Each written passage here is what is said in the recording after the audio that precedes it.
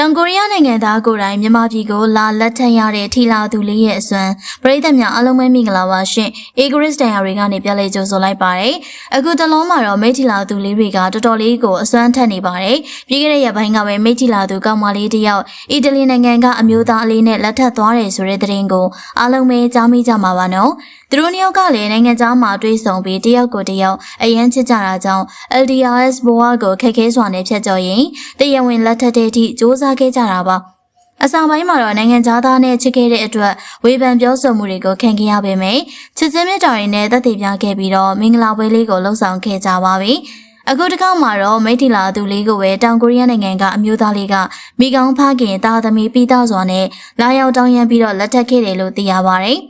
ဒီသတင်းကမြန်မာမင်းကလေးတွေအတွက်တော့တကယ်ကိုဝမ်းသာဂုဏ်ယူစရာကောင်းပါတယ်။အရင်ကဆိုရင်မြန်မာပြည်ကလူတွေရဲ့စိတ်ထဲမှာဆွဲနေတာကနိုင်ငံသားတွေဟာသစ္စာမရှိဘူးဆိုတဲ့ခံယူချက်ပါ။အထူးသဖြင့်မြန်မာနိုင်ငံသူမင်းကလေးတွေအနေနဲ့နိုင်ငံသားတွေကိုလက်ထပ်ပေးမဲ့တရားဝင်လက်ထပ်ခံရတာမျိုးရှားပါပါတယ်။နောက်ပြီးတော့သူတို့နိုင်ငံမှာသွားပြီးတော့အခက်အခဲတွေလည်းကြုံတွေ့ရတာတွေကအရှိမတာရကတွေရှိလို့နေတာပါဒါကြောင့်နိုင်ငံသားနဲ့ချစ်သူဖြစ်ရင်ဝမ်းမသာပဲအထင်သေးတတ်ကြတဲ့လူတွေကိုထီလာသူလေးတွေကတော့တကွက်ပြသွားခဲ့ပါပြီအီတလီနိုင်ငံသားလေးဆိုရင်ထီလာသူအမျိုးသမီးလေးကိုအရန်ချစ်လွန်တာကြောင့်လေရင်တွေအထက်ထက်စီပြီးတော့မြန်မာနိုင်ငံကိုအရောက်လာခဲ့တာပါ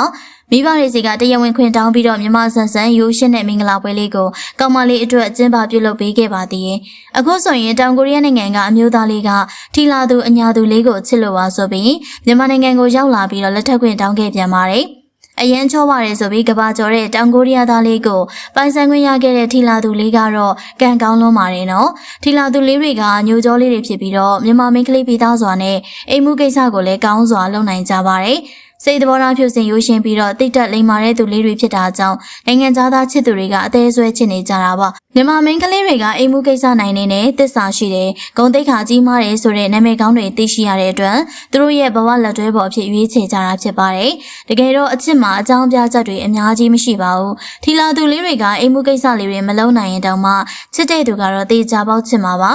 နိုင်ငံသားတွေနဲ့ဖူးစာဆုံးရတယ်ဆိုတာကရှေးဘဝကရေစက်တွေကြောင့်လည်းဖြစ်နိုင်ပါတယ်နိုင်ငံသားတိုင်းကလည်းသစ္စာမရှိပဲအထင်သေးစရာမဟုတ်ပါဘူးရေစက်ရှိလို့တွေးဆောင်ကြရပြီးတော့အခုလိုမြန်မာနိုင်ငံထိလာရောက်ကမိကောင်းဖခင်သားသမီးပြီးသားစွာနဲ့လက်ထပ်ခဲ့တာကမြန်မာမင်းကလေးတွေအတွက်အရန်တန်ဖို့ရှိနေပါတယ်အခုရပိုင်းအတွင်းမှာတင်ကိုထီလာသူမြန်မာမင်းကလေးနှစ်ယောက်ကိုနိုင်ငံသားကောင်လေးတွေကတရားဝင်လာရောက်လက်ထပ်ခဲ့ကြတာပါထီလာသူလေးတွေရဲ့အစွမ်းကတော့အမခဲမှာပဲနော်အခုနောက်ပိုင်းမှာတခြားနိုင်ငံတွေကိုအလုတ်သွားလုပ်နေတဲ့မြန်မာမင်းကလေးတွေအနေနဲ့သူတို့နိုင်ငံကအမျိုးသားလေးတွေနဲ့လက်ထပ်အပြီးအဲ့ဒီမှာတင်အခြေချနေထိုင်နေကြတာတွေကလည်းအများကြီးပါဒီနေ့ခေတ်မှာတော့နိုင်ငံသားတွေအရန်ကိုစမ်းထနေတဲ့ခေတ်လို့တောင်မှပြောလို့ရပါတယ်ပရိသတ်ကြီးတို့ရောတောင်ကိုရီးယားသားလေးနဲ့လက်ထပ်ခွင့်ရခဲ့တဲ့ထီလာသူလေးရဲ့အစွမ်းကိုအားကျနေကြပြီလားနောက်ထပ်လည်းစိတ်ဝင်စားဖွယ်ရာအကြောင်းအရာတွေကိုတင်ဆက်ပေးမှာဖြစ်လို့ကျမတို့ရဲ့ channel လေးကို like and subscribe လုပ်ပေးခဲ့ပါအောင်ရှင်အားလုံးကိုကျေးဇူးတင်ပါတယ်ရှင်